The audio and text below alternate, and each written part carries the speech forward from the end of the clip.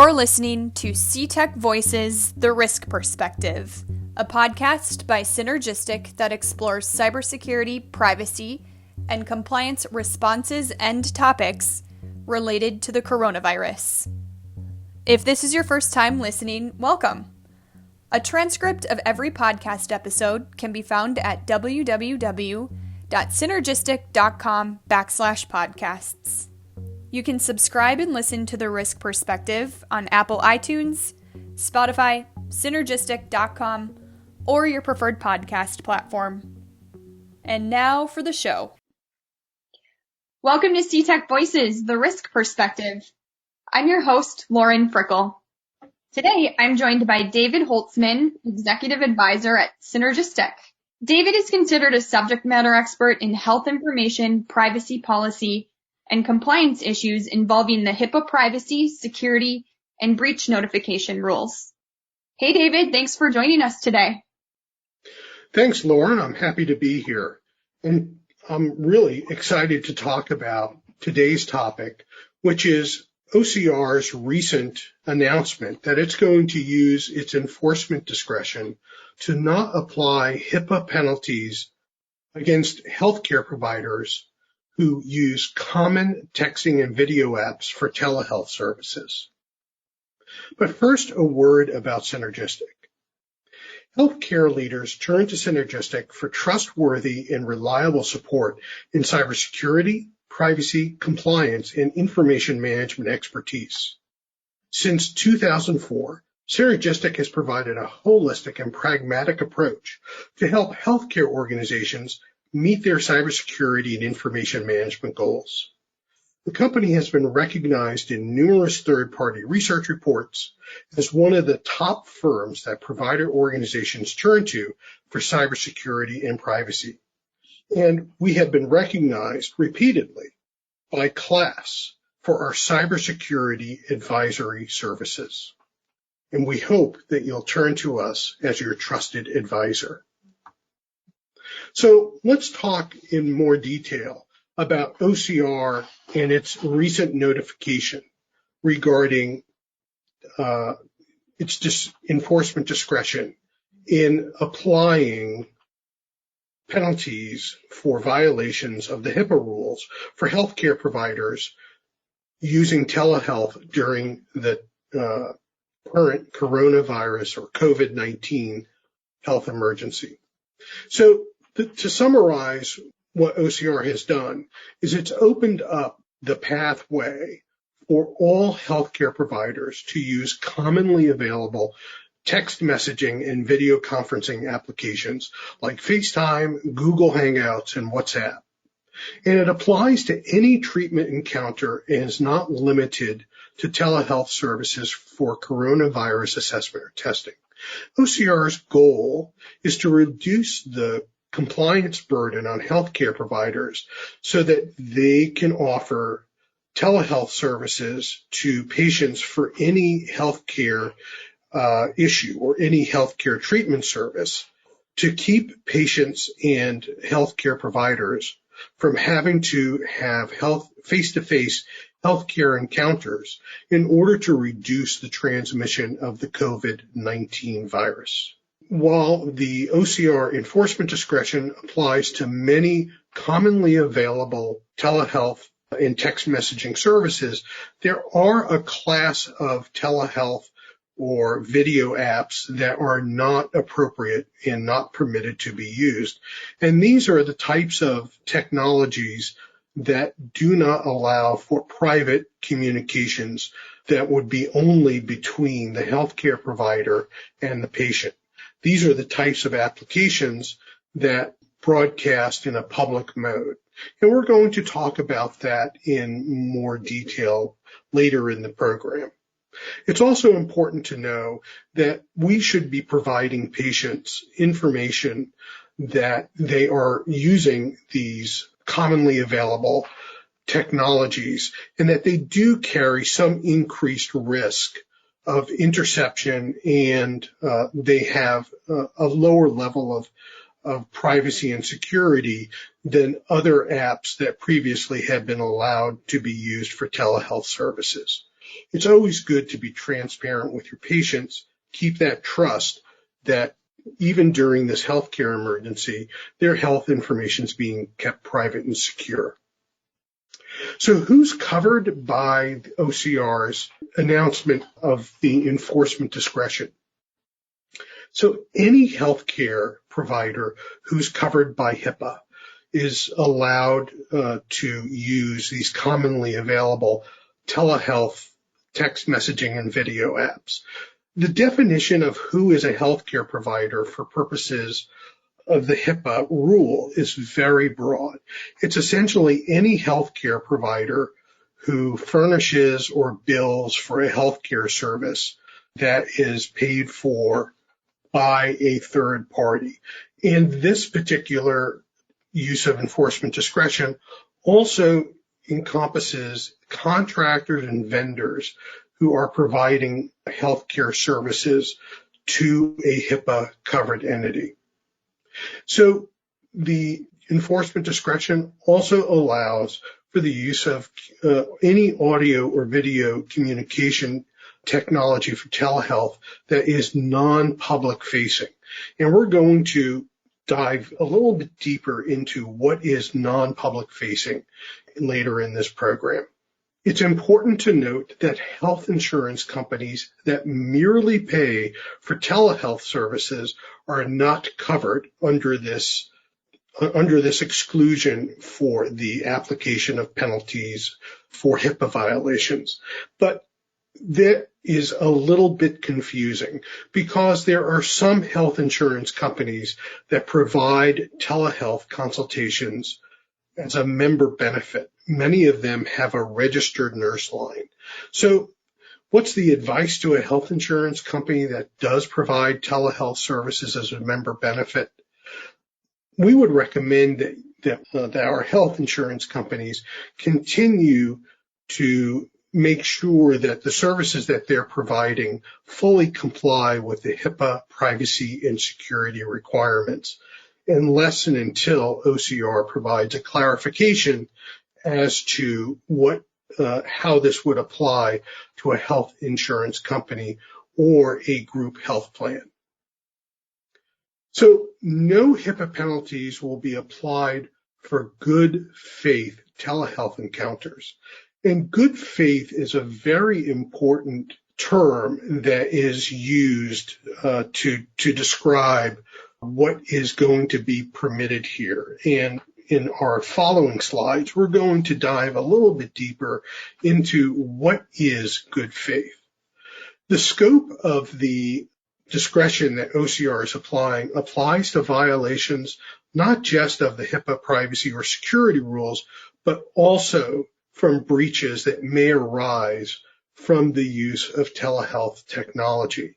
And OCR has been upfront and transparent by saying that if a healthcare provider follows the terms that are set out in its notification and the FAQs that accompanied that notification about the exercise of its enforcement discretion, that those healthcare providers and their organizations will not face HIPAA penalties if it experiences a cybersecurity incident that exposes PHI from a telehealth session. So to put it another way, if an organization suffers a cybersecurity incident or a hack of a transmission of a telehealth session while it's using a commonly available video technology or messaging technology, and it is a non-public facing application, the organization or the healthcare provider will not face the risk of penalties or a CMP levied as a result of the fact that the tool that they're using doesn't have the HIPAA security safeguards or that there was no business associate agreement in place with the technology vendor or provider. So what is good faith use of telehealth? The use of the term good faith is really a new application that we're seeing in the HIPAA rules. And it's not really defined, or it's not at all defined in the HIPAA rules. So in the FAQs that accompanied the OCR notice, it provides a very good explanation of what that good faith is: the provision of healthcare treatment using a non-public facing remote communication product. And the way that it explains what is good faith is by going through a detailed explanation of what is bad faith in the provision of telehealth services by a healthcare provider. And we're going to dig down a little bit deeper into what is bad faith in an accompanying slide.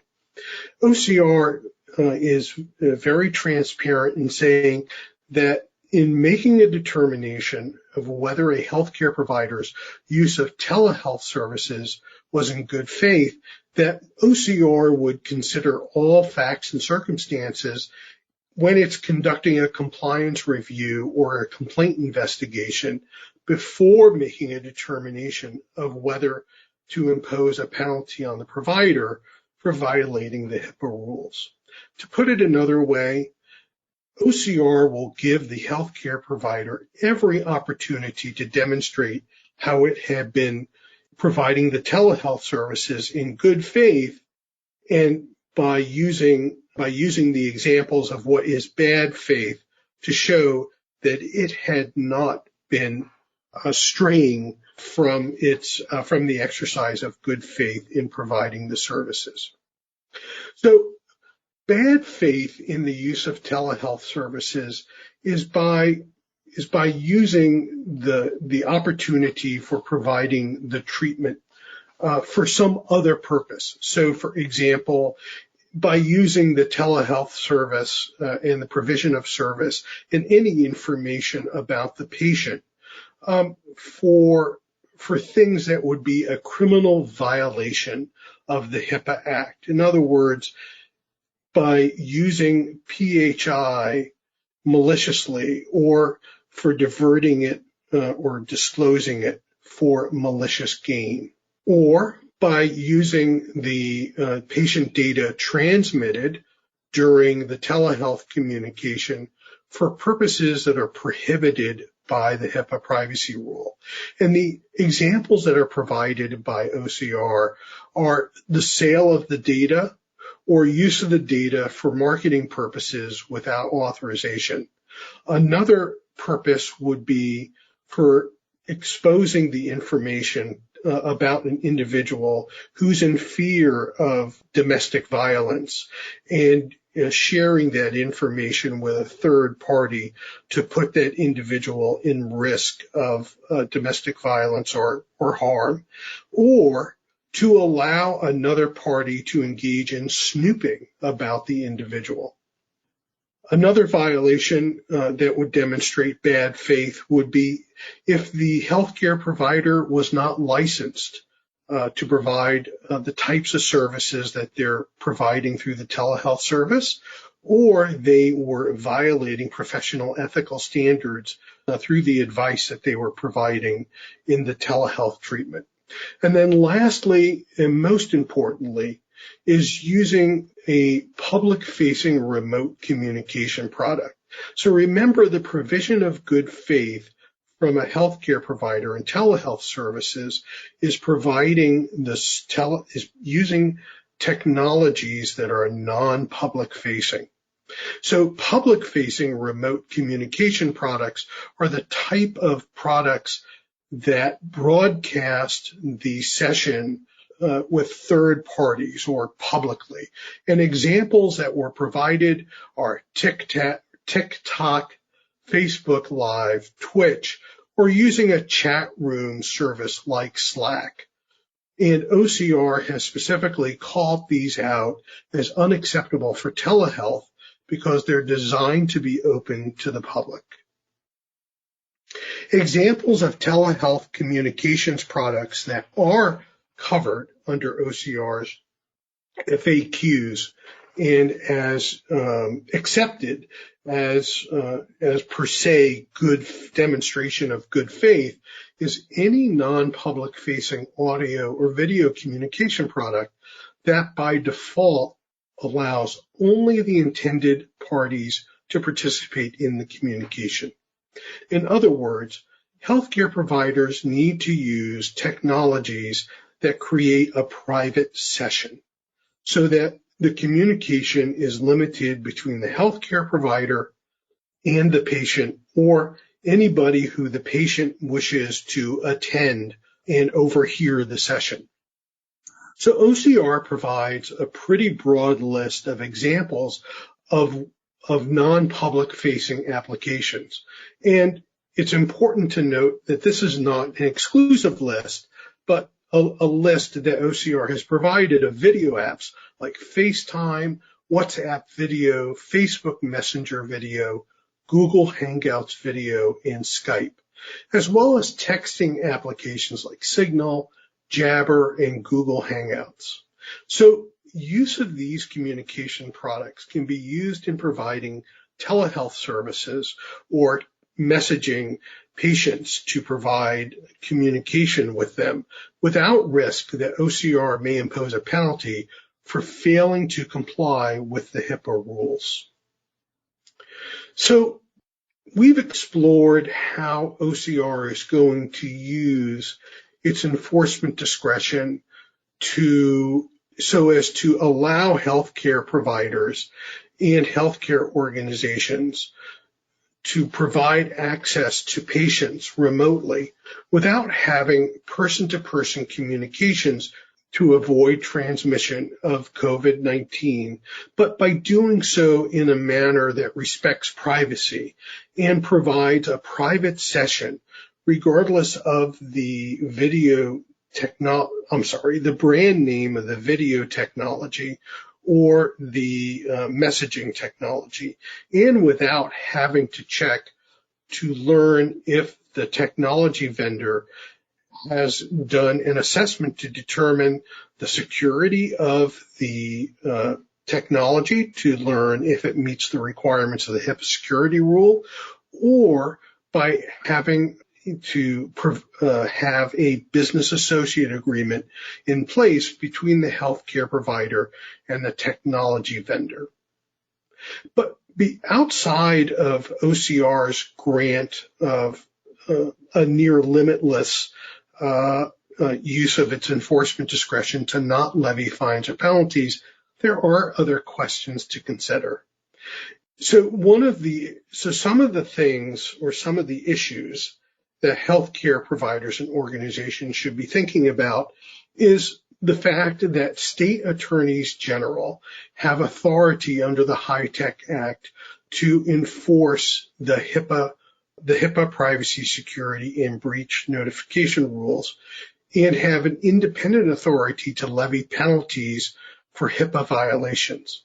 And their authority is not preempted or scaled back by OCR's policy to use its enforcement discretion.